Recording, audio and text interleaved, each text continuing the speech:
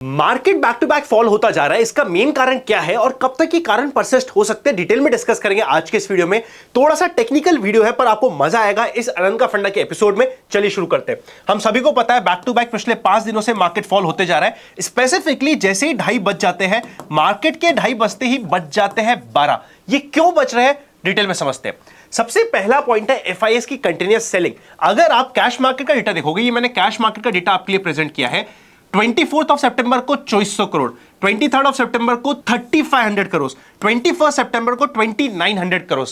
FIIs back to back sell कर रहे हैं। और सिर्फ ऐसा नहीं है कि इंडियन मार्केट से सेल कर रहे हैं, जितने भी इमर्जिंग मार्केट है वहां पे वो लोग प्रॉफिट बुकिंग कर रहे हैं। स्पेसिफिकली बिकॉज इमर्जिंग मार्केट के वैल्यूएशन उन्हें समझ नहीं आ रहे। वो लोग रेगुलरली पुराने टाइम से बेचते आ रहे हैं, अब इतना बेच चुके तो उनको लग रहा है कि अब हम खरीद के भी क्या करेंगे। तो एफआईएस की सेलिंग का प्रेशर अब हमारे ऊपर आता जा रहा है, जिसकी वजह से मार्केट करेक्ट हो रहे हैं। इवन अगर आप दूसरे मार्केट चेकआउट करोगे, फॉर एग्जाम्पल साउथ कोरिया का मार्केट चेकआउट करोगे, वो भी नीचे की साइड जा रहा है। और आज के दिन की बात करी जाए तो पिछले 2 दिन से तो इवन डाउ जोन्स भी करेक्ट हो रहा है। डाउ जोन्स में बाय द वे आज के दिन रात में 2.5 दिन का फंडा लगता है।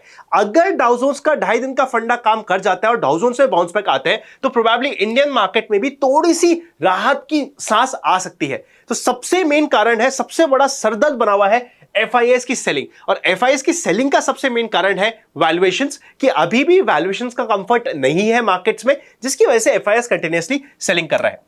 सेकेंड पॉइंट समझते हैं, आईटी के जितने भी शेयर है वो क्रैश हो रहे हैं। $1 लाख जैसे ही फीस लगा दी गई है H1B वीजा के ऊपर यूएसए की तरफ से, जितने भी आईटी के मेजर स्टॉक से बड़ी बड़ी कंपनीज है वो फॉल होती जा रही है और वो बैक टू बैक फॉल हो रही है।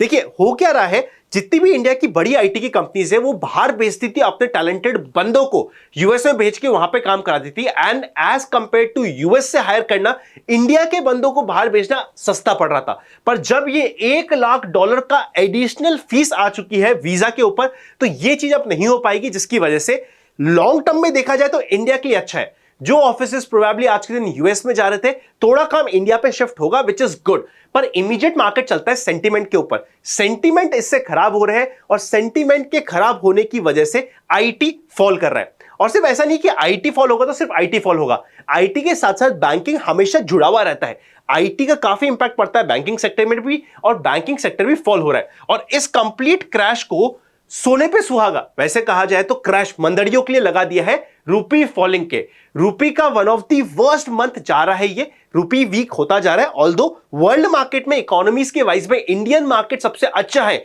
इकोनॉमी वाइज में ग्रोथ वाइज इंडिया सबसे ऊपर चल रहा है, पर रूपी फॉल होता जा रहा है क्योंकि शॉर्ट टर्म में हमेशा किसी भी कंट्री की करेंसी डिमांड और सप्लाई के ऊपर डिपेंडेंट रहती है, जो इस कंप्लीट मैटर को फ्यूल कर रहा है। इवन क्रूड के प्राइस भी बढ़ रहे हैं, जो इंडियन मार्केट के लिए ऑब्वियसली खराब है।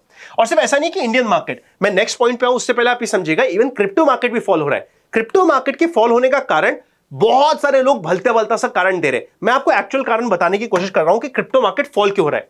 देखिए क्रिप्टो में आज के दिन बीटीसी है, इथेरियम है, ऑल्ट कॉइन्स है, ठीक है। ये 3 चीज मेजर होती है। सबसे पहले वर्ल्ड मार्केट का सबसे ज्यादा फोकस बन रहा है बिटकॉइन पे। जितनी भी कंट्रीज है, जितनी भी बड़ी इकोनॉमीज है जो पैसा लगा रही है, वो सबसे ज्यादा बिटकॉइन में लगा रही है। तो बिटकॉइन में मेजर पैसा फ्लो हो रहा है। अभी पिछले बुल रन में ऑल्दो इथेरियम ने बेटर परफॉर्म किया as compare to bitcoin, but I expect कि अगला जब भी बुल रन आएगा बीटीसी माइट ओवरटेक इथेरियम।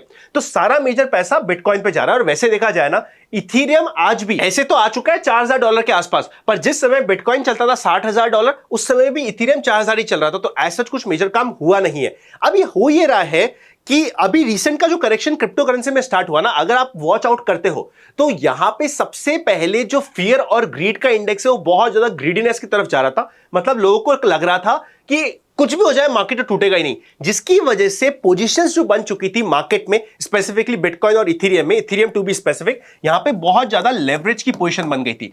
जैसे लेवरेज की पोजीशन बहुत ज्यादा हुई और ग्रीड बहुत ज्यादा बड़ी, हल्का सा करेक्शन हुआ। एक्चुअली देखा जाए तो करेक्शन बहुत हल्का सा था, पर जैसे ही वो हल्का सा करेक्शन आया, आप देखोगे कि लिक्विडेशंस बहुत ज्यादा हुए इस बार।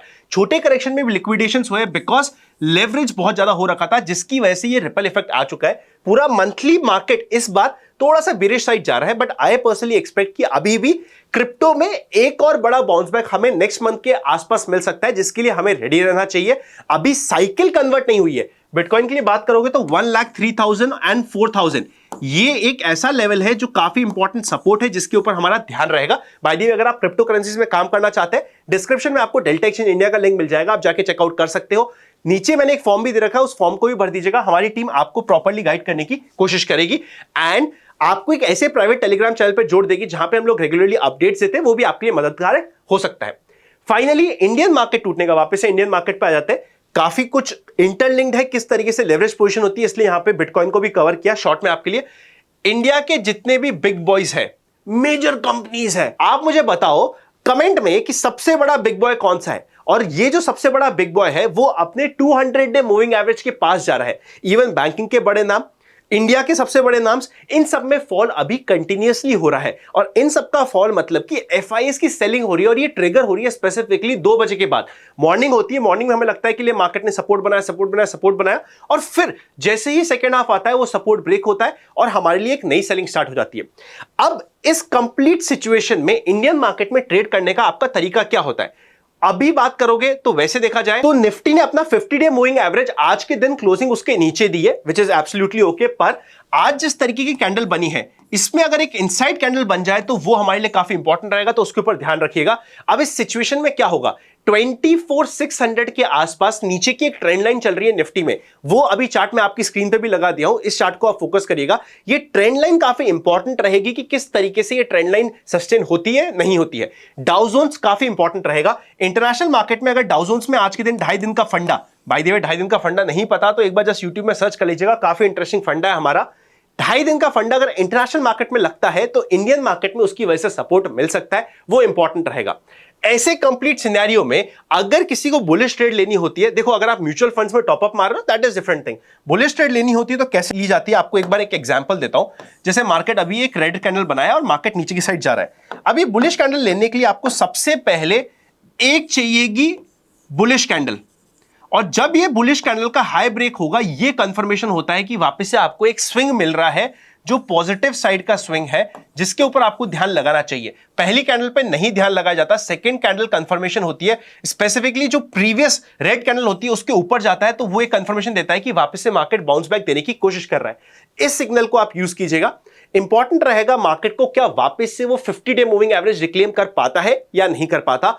मेजॉरिटी लोग अभी ये बोल रहे हैं कि नहीं कर पाएगा, पर चांसेस हाई है, और करना है तो यही एरिया होता है आसपास का। ऑल्दो हो सकता है कि मार्केट सोच रहा है कि एक बार एक्सपायरी थोड़ी सी खराब कराई जाए इस बार की, फिर बाद में देखेंगे। बट अब मार्केट एक इंपॉर्टेंट लेवल्स के आसपास है जो अगले आने वाले मार्केट के 25-30 दिन डिफाइन करेगा। तो इस कंप्लीट सेटअप को आप ध्यान रखिएगा, ये सेटअप आपको मिलता हुआ सा दिख जाएगा।